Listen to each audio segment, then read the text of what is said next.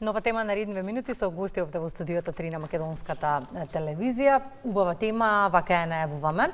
Пред 35 години во Македонија официјално почна да функционира Друштвото на македонско-јапонско пријателство и соработка.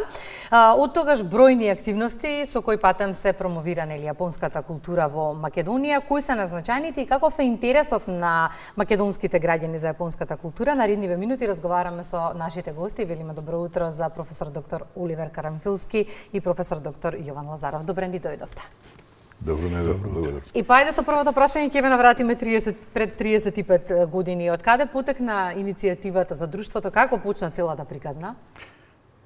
Иницијативата е многу спонтан акт на еден од нашите членови на управниот одбор и ден денеска, практично еден од основачите на друштвото, кој што во тоа време беше новинар, кој што имаше интересни врски со Јапонија и со јапонската култура и се појави еден оглас во весникот Нова Македонија тогаш. Моето влегување во тоа друштво беше резултат на неодамнешниот во тоа време престој во Јапонија на студиски престој од година и пол дена. Се појави огласот, јас го видов огласот, викам од каде сега ова, кој немам подпис, нема ништо, само се јави во весникот да ме упатат на тоа од каде огласот. Туристичкиот сојуз на град Скопје беше наш домаќин долга низа на години и таму практично се одржуваа првите состаноци, првите ентузијасти за Јапонија се собираа неколку пати таму, додека околу година дена потоа званично него оформивме практично друштвото. Така. Бројни активности реализирани низ годиниве, сигурно се многу. Сигурно сите ви се исто, особено драги, но ако во ова интервју би требало да издвоиме кои се највредли или најзначајни, кои би биле тие на листата? Драги се секако сите, импозантни се од аспект на тоа каков интерес предизвикуваат активностите кои што ги организиравме, бидејќи Јапонија се уште останува веројатно најдалечната, а со тоа и најмистериозна земја за нас. Особено ако гледате на тоа дека е многу различен и менталитетот, и организацијата, и навиките, и традицијата, и културата, тоа е нешто што е за нас непоимливо, а со тоа станува и многу мистериозно. Една од најзначајните активности, веројатно, кои што сме ги организирале, а јас, бидејќи бев така некако вклучен во организацијата, ретко ја споменуваме, е повеќе од 5 години курс по јапонски јазик. Значи, тоа практично денеска постои на катедрата, на една од катедрите на факултетот за филологија. Меѓутоа, тогаш беше практично отворен конкурс кој сака да се пријави, кој има добар мотив зошто сака да го изучува јапонскиот јазик. 5 години во групи од по 20 луѓе, 2 пати неделно, практично некој пати 2 и 3 групи практично ги имавме натаму. Некои луѓе успеа да научат доволно за после со надгребан на сегашните постоечки едукации да можат да говорат, а некои практично одградија нешто што самите учеле пред тоа. Импозантен беше концертот, мене тоа секогаш ќе ми остане во сеќавање, на Тајко Тапанарите, кој што го организиравме во една сала која што има 500-600 места, во која што немаше место за стоење. Значи, на сите скали во салата, на сите пролази кај што можеше да се мине, на галеријата и околу сцената стоеа луѓе и тоа на 2 пати буткавме врати, бидејќи немаше начин да собереме повеќе луѓе од тоа што собираше сала. Концерт на Владко Стефановски заедно со еден јапонски мајстор на шамисен, изложби на укијое, шараку, не знам што се да ви наведам. Мислам, првите активности беа презентирање на активноста на правење на фигури од хартија, на оригами. Толку многу настани има што навистина не знам што да издвојам. На лицето говори и ги кажува се.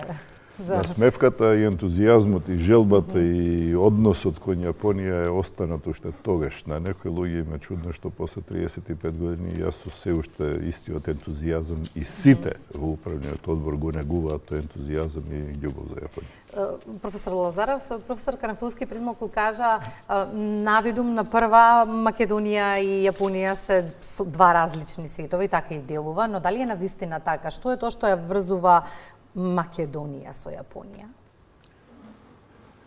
Па Јапонија е земја на изгреј на сонцето, нели? И на вистинава, како што кажа претседателот Карамфилски, е најдалечна земја. Меѓутоа, нешто кај луѓето копне, што е подалеку, тоа е позанимливо, нели? Така што, еве јас, пред основањето 1990 година, 3 пати бев во Јапонија, добро ја запознав, а како што знаете и се бавам повеќе од 55 години со карате, кај што е изворот од Јапонија, нели? Преку тоа запознав многу луѓе во јапонци и потоа дадов свој придонес во основањето и работата на друштвото. Ние тоа што е интересно за Јапонија, таа култура, уметност, нели, и се друго се трудевме овие години да го ставиме во еден часопис кој го издававме 15 години, тоа е Акебоно, нели, или Мугри, кој што го укоричивме во 3 тома, по 5 години, излегуваат 4 броја и преку тоа Акебоно ние фактички ја афирмиравме Јапонија во Македонија, нели? Секој од нас што бевме членови на извршниот одбор, а и многу луѓе од надвор кои што беа членови само на друштвото, го даваа свој допринос, пишуваа за одредената област, за медицина, нели, за архитектура, сеизмологија, тука беше директорот поранешен Димче Петровски, нели, на Институт за сеизмологија, Коста Балабанов, познато име, 30 години председател на друштвото, тој си за уметноста пишуваше цело време, така што ние се трудевме да ја доловиме целата јапонска култура и се друго во Македонија. И еден куриозитет само, Карамфилски кажа за еден настан, меѓутоа имавме една друга изложба за бонсај. Тоа ја организиравме во Сулјан и требаше да ја отвори тогашниот амбасадор на Јапонија, кој што беше со седиште во Виена. Бидејќи која призна Јапонија Македонија, немавме амбасада во Скопје, нели, долг период и прво се покрива од Белград, па потоа од Виена дојде. Се собраа преку 2000 луѓе и човекот кој требаше да ја отвори изложбата не можеше да влезе внатри, изложбата остана неотворена. Луѓето полека ја гледаа и цел месец изложбата стоеше, така што голем интерес имаше. Друштвото го се формира, бројот на членови постојано растеше. Ние овој часопис Акебоно го доставувавме на околу 2000 адреси. И тоа говори за интересот и повеќе за породите. Интересот за Светот е фасциниран од јапонската култура, од односот од нивната организација, од односот кон тоа што си го имаат дома. Минувале низ историјата многу премрежја, самите јапонци најверојатно ја научиле лекцијата. Гледаме на воодушевување на многу нивни потези. Баш пред разговоров погледнав еден клип случајно на интернет како испраќаат авион со патници. Сите вработени на пистата на аеродромот си имаат поздрав. Никој тоа во светот не го негува. Прашањето ми е, тоа се прави само ако си ја сакаш својата земја. Што можеме да научиме од нив и каква е улогата на друштвото во унапредувањето на дипломатските односи, од кои што исто така можеме многу да научиме како народ. Да, далеку низ, но некако љубовта меѓу сите луѓе е иста. Можеме ли тоа да го превземеме од нив кај нас? Нашата намера никој пат не беше да прераснеме во организација која што ќе се бави со политичкиот аспект. Меѓутоа, многу радо, со сиот ентузијазам и со сите капацитети што ги имавме, помогнавме тоа да се воспостави. Препознавањето на тие активности кај нас е значајно, бидејќи сакаме да знаеме дека нешто сме направиле добро. Во моментот кога го формиравме друштвото, кога го етаблиравме, практично беа прекинати дипломатските односи воопшто меѓу Јапонија и тогашна Југославија. Бидејќи беше јасно дека тоа ќе заврши со некој вид на друга организација, ние практично баравме начин да покажеме дека во Македонија функционира едно друштво на ентузијасти кое што ќе се потруди барем јапонската култура и традиција да ги донесе. И така поканивме, на наша покана се стигнати првите дипломати во земјата кои што обавија првиот дипломат што дојде од амбасадата во Белград, практично во еден ден имаше состаноци со 6 министри во тогашната влада, во првата влада на Македонија. Натаму доаѓаше советникот од амбасадата во Виена, бидејќи надлежностите беа пренесени, како што ви каже професор Лазаров, и натаму веќе продолжија по дипломатски пат. Дипломатските односи се воспоставени во една година, а дипломатското представништво во нешто поскорешна година. Меѓутоа, ние секој пат ќе го имаме чувството дека колку што сме можеле, а меѓу нас немаше професионалци од политиката, туку само ентузијасти кои Јапонија, сме направиле некакви напори тоа да се оствари. Па добро, да бидеме искрени, Кристина, од овие подалечни земји, некако Јапонија преку активности, преку гостување, интерес за гостување, да, сега кога ќе навратам од целото тоа обкружување таму, навистина има огромен интерес и од нивна страна да зборуваме тука за проекти, а најверојатно сето тоа се должи на целиот ваш изминат труд, изминативе 35 години. Извинете, сега вака морав и малку, нели, едно лично согледување да кажам, меѓутоа, да, и тоа е така, не поминува сезона ние да немаме по неколку гостувања. Кои што се тесно поврзани, да, тесно поврзани со сето ова што го зборувавте досега. Како да ви кажем, Јапонија е најдалечна, меѓутоа и островска. Една од поблиските. И островска земја. Знаете дека островските земји имаат свое воспитување, своја традиција, своја култура. Јапонија не е никаков исклучок, дури мислам дека по таа исклучителност е некако водечки пример во светот. Меѓутоа, се што ќе направите за една традиција и култура на народот доаѓа, како и секаде, прво од тоа што ќе научите како дете до својата 7-годишна возраст. Тоа зависи од мајка и од татко и од системот на образование и на воспитување. Тоа е сегмент од животот во Јапонија кој што никој пат не е изгубил на важност.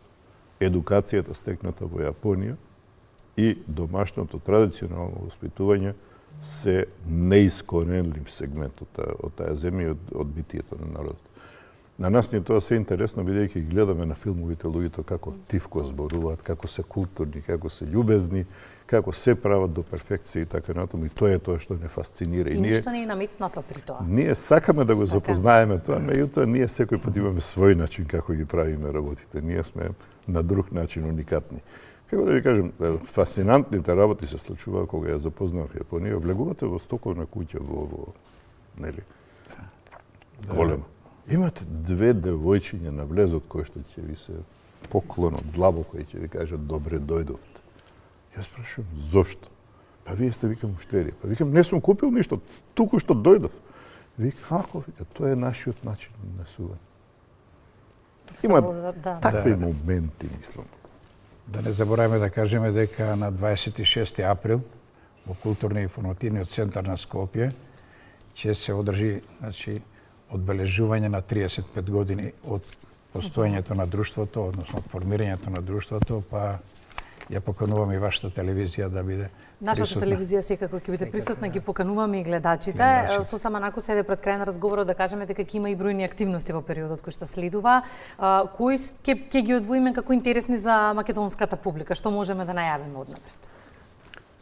Морам да ви кажем дека во моментот концептот за натамошните активности не е јасно издиференциран. Ние до јавноста пред се со одбележувањето на 35 години упатуваме едно извинување.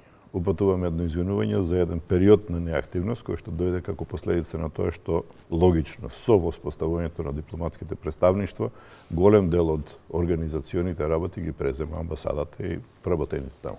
Друго, не погоди секако. За јавни настани, прво што ви треба е да немате блокада, а 3 години бевме под блокаде поради пандемијата.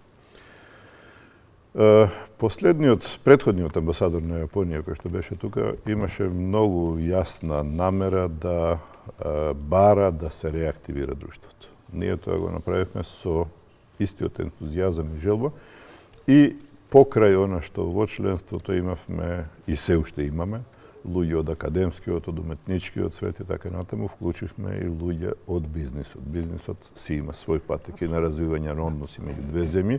Тоа е многу битно, така да сега еден истакнат дел од нашите нови членови во управниот и надзорниот одбор се од сферата на бизнисот.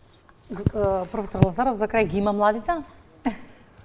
Па сега сме значи во изготовка на веб страна и преку таа веб страна ќе се овозможи регистрација на нови членови, така што секако ќе ги има многу и ги има бидејќи секој што нешто се бави во живот кој додирнува со Јапонија, тој сака да биде да членува на друштвото. Ние имаме многу спортови тука јапонски, има уметност и уметници многу, и така натаму, значи има сите генерации, како што кажа председател Канафилски, имаме од највозрастни па и до најмлади членови.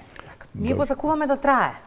Да можевте да ги видите сликите од луѓето што доаѓа на курсот по јазик со честни случаи на повозрастни ентузијасти, тоа беа средношколци и студенти. Одлично е тоа радува, тоа радува, да. Ви благодариме многу. Го честитаме уште еднаш јубилејот, да се среќаваме за убави поводи, да најавуваме убави активности во периодот кој што следува, бидејќи гледаме дека има интерес и се бара тоа. Секој пат ќе ги имате информациите за јавноста. Благодарам.